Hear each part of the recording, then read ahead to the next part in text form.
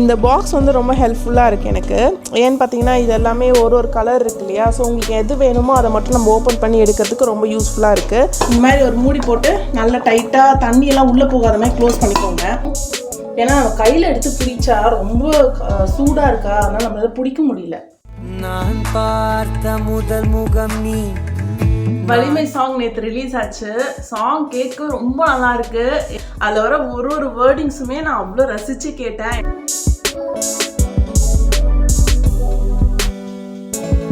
So evening வந்து ஸ்நாக்ஸ்க்காக நம்ம இப்போ சுண்டல் வந்து நம்ம நைட்டே ஊற போட்டால் தான் நல்லா ஊறும். ஸோ அதனால் சென்னாவை எடுத்து இப்போ நான் ஊற வைக்க போகிறேன். ஊற வச்சிட்டோன்னா நாளைக்கு ஈவினிங் வந்து கிட்ஸ்க்கு வந்து சுண்டல் தாளித்து கொடுக்கறதுக்கு யூஸ் ஆகும். அதனால் கொஞ்சம் நமக்கு தேவையான அளவை சுண்டல் நீங்கள் ஊற போட்டுக்கோங்க. டெய்லி ஈவினிங்ஸில் ஏதாவது ஒரு சென்னாவோ இல்லை ஏதாவது ஒரு ப்ரோட்டீன் வந்து நீங்கள் கொடுங்க. அது ரொம்ப ஹெல்த்துக்கு ரொம்ப நல்லது. ஸோ இது வந்து நம்ம இப்போது வாட்டர் போட்டு நம்ம நல்லா ஊற வைக்க போகிறோம். இதில் வந்து மொச்சை இருக்குது. மொச்சை பிடிக்கிறல இதெல்லாம் போட்டு ஒரு காரக்குழம்பு வைப்போம்ல, அதுக்காக இப்போ இதை வந்து நம்ம ஊற போட்டுடலாம். அப்போ ஊற போட்டோன்னா அதுவும் நைட்டு ஊறினா தான் நல்லா ஊறும். இந்த பாக்ஸ் வந்து ரொம்ப ஹெல்ப்ஃபுல்லாக இருக்குது எனக்கு. ஏன்னு பார்த்தீங்கன்னா இது எல்லாமே ஒரு கலர் இருக்குது இல்லையா. ஸோ உங்களுக்கு எது வேணுமோ அதை மட்டும் நம்ம ஓப்பன் பண்ணி எடுக்கிறதுக்கு ரொம்ப யூஸ்ஃபுல்லாக இருக்குது. ஸோ இதில் வந்து நம்ம எல்லா வெரைட்டி தால்ஸும் நம்ம போட்டு வச்சுக்கிறதுக்கு ரொம்ப ஈஸியாக இருக்குது. அதை மட்டும் நம்மளால் எடுக்க முடியுது.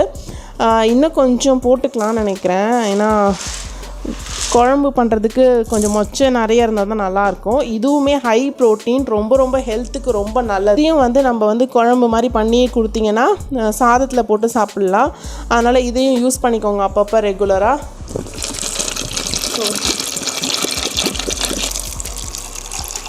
எப்போவுமே வந்து நல்லா முங்குற அளவுக்கு தண்ணி ஊற்றிடலாம். அப்போவுமே நமக்கு நாளைக்கு காலைல பார்த்திங்கன்னா சென்னாலாம் வந்து கொஞ்சம் மேலே ஃபுல்லாக வந்த மாதிரி தெரியும்.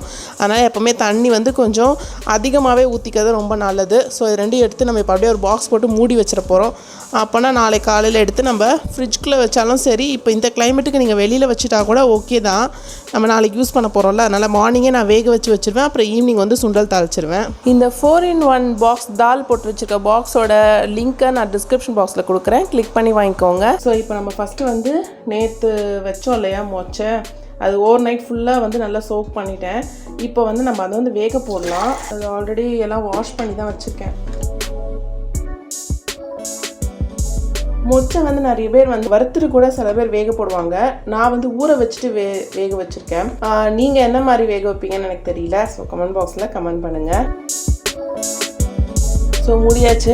இப்போ வந்து இதுக்கு வெயிட் வந்து கொஞ்சம் ஆவி வந்ததுக்கப்புறமா வெயிட் போடலாம். அதுக்கப்புறம் தான் நெக்ஸ்ட்டு நம்ம சென்னாவை வந்து வேக வைக்க போகிறோம். இப்போ இது என்ன பக்கெட் காட்டுறேன் அப்படின்னு பார்த்தீங்கன்னா, இது வந்து எங்களுக்கு மதியம் லஞ்சுக்கு வந்து கேழ்வரகை வந்து நான் அரைச்சி வச்சுருக்கேன். இது வந்து எங்கள் மாமியார் வந்து எனக்கு தீபாவளிக்கு வரும்போது இது ஃபுல்லாக கேழ்வரகு கொண்டு வந்திருந்தாங்க. ஸோ இதை வந்து நான் வந்து மிஷினில் கொடுத்து நல்லா கொஞ்சம் திரித்து மாவு எடுத்து வச்சுக்கிட்டேன். இப்போது ஒரு ஹாஃப் ஆகிடுச்சு இந்த பக்கெட்டில். ராவாக நம்மளே அரைச்சோன்னா கொஞ்சம் வந்து எந்த கலப்படமும் இல்லாமல் கொஞ்சம் சுத்தமாக இருக்கும். அப்படின்றதுனால தான் நான் வந்து கேவர் வந்து வாங்கி அரைக்கிறேன். இப்போ அந்த கேவரில் நம்ம என்ன பண்ண போகிறோம் அப்படின்னு பார்க்கலாம். ஸோ நான் வந்து அந்த கேழ்வரகு உங்ககிட்ட காமிச்சேன்ல, அதை அரைச்சிட்டேன். இப்போ அந்த பவுடர் வந்து ஃபுல்லாக தான் வந்தது. நான் அதில் கொஞ்சம் எடுத்து யூஸ் பண்ணிவிட்டு இவ்வளோ இருக்குது.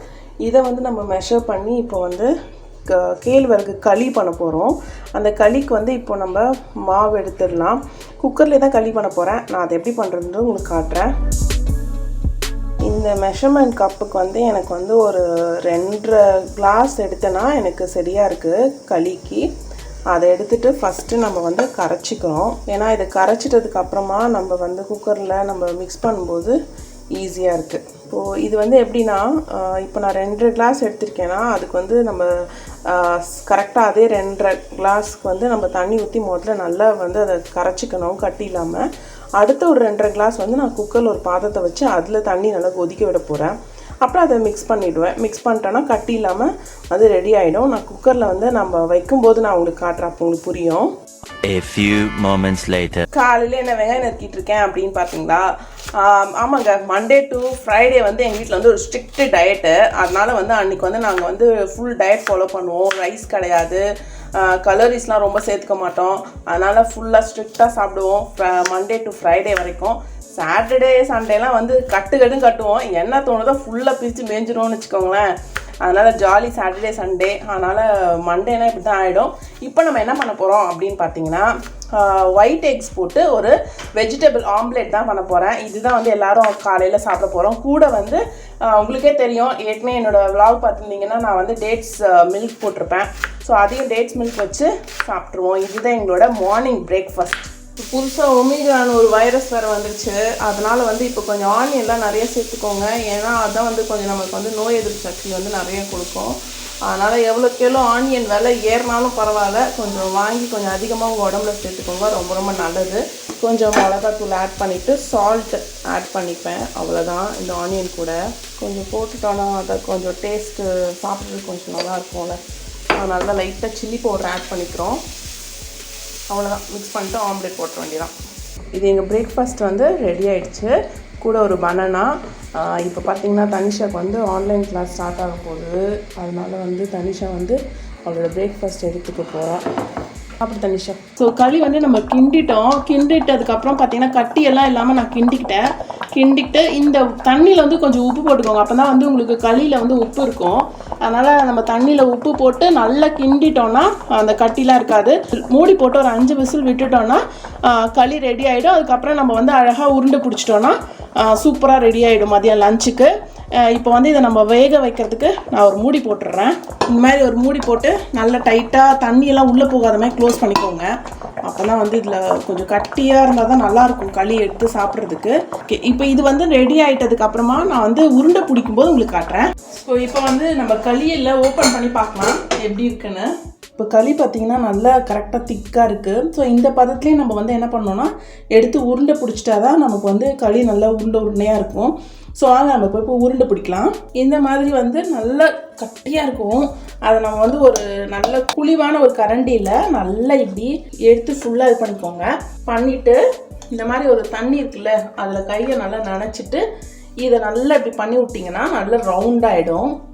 ஏன்னா நம்ம கையில் எடுத்து பிடிச்சா ரொம்ப சூடாக இருக்கா, அதனால் நம்மளால் பிடிக்க முடியல. ஃபஸ்ட்டு நம்ம வந்து களி பண்ணி வச்சுட்டு அதுக்கப்புறமா நெக்ஸ்ட்டு குழம்பு பண்ண போகிறோம். ஏன்னா அந்த இந்த சூடு ஆறிடுச்சுன்னா தான் நம்மளால் சாப்பிட முடியும். ஸோ அதனால தான்.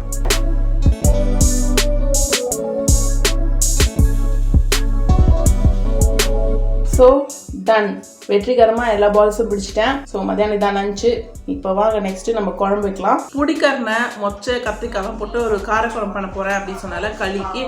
ஸோ அதுக்காக தான் கொஞ்சம் சின்ன வெங்காயம் உரிச்சிட்ருக்கேன். ஏன்னா சின்ன வெங்காயம் போட்டால் நல்லாயிருக்கும் குழம்பு, அதுக்காக தான். அப்புறம் இந்த பாக்ஸ் பார்த்திங்கன்னா இதில் வந்து கொஞ்சம் ஸ்நாக்ஸ்லாம் வச்சுருக்கேன். ரொம்ப நல்லாயிருக்கு இந்த பாக்ஸ், யூஸ் பண்ணுறதுக்கு ரொம்ப கம்ஃபர்டபுளாக இருக்குது. இதில் வந்து ஒரு 3 பாக்ஸ் வந்து இருந்துச்சு. இந்த மாதிரி லாங் ஒன்று, அப்புறம் நெக்ஸ்ட் வந்து மீடியம் ஒன்று வந்தது.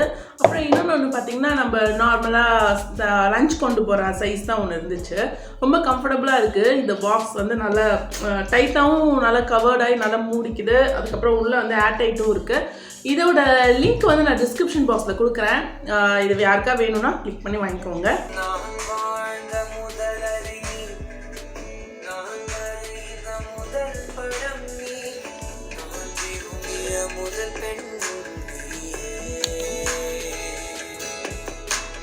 வலிமை சாங் நேற்று ரிலீஸ் ஆச்சு.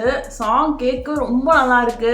என்னன்னு பார்த்தீங்கன்னா நம்ம அஜித் சார் வந்து எப்போவுமே வந்து அவரோட படத்தில் அப்பா பொண்ணோட கான்செப்ட் வந்து நல்லா அழகாக காட்டுவாங்க. அதுலேயும் சாங்ஸ்லாம் ரொம்ப நல்லா இருக்கும்.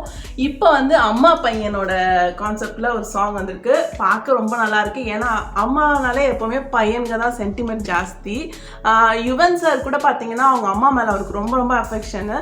ஸோ அதனால் இந்த சாங் வந்து ரொம்ப நல்லா பண்ணியிருக்காங்க. கேட்கும் போதெல்லாம் எத்தனை தடவை கேட்டாலும் அது நமக்கு சலிக்கல. அவ்வளோ இன்ட்ரெஸ்டிங்காக இருக்குது அந்த சாங் கேட்குறதுக்கே. அதோட அந்த ட்ராயிங் மாதிரி ஒன்று காமிச்சிருக்காங்க, அதுவுமே ரொம்ப நல்லா இருக்குது.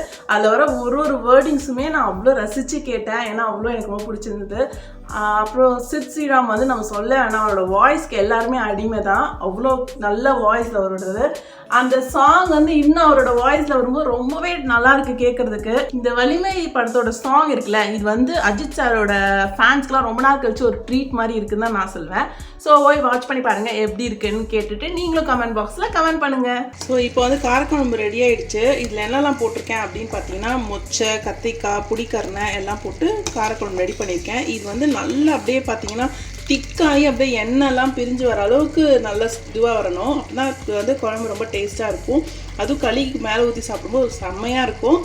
நீங்களும் வீட்டில் ட்ரை பண்ணி பாருங்கள் இந்த மாதிரி ஒரு திக்கான ஒரு காரக்குழம்பு. இல்லை எப்படி செய்யணும் அப்படின்னு ஏதாவது செய்முறை கேட்டிங்கன்னா கண்டிப்பாக கமெண்ட் பாக்ஸில் கமெண்ட் பண்ணுங்கள். உங்களுக்கு நான் இதே மாதிரி செஞ்சு காட்டுறேன். நம்ம சேனலை எல்லாரும் சப்ஸ்கிரைப் பண்ணிட்டு பாருங்கள். அப்படியே லைக் பட்டனையும் தட்டிடுங்க. நெக்ஸ்ட் ஒரு சூப்பரான ஒரு ரிவ்யூவில் மீட் பண்ணுறேன். பாய்.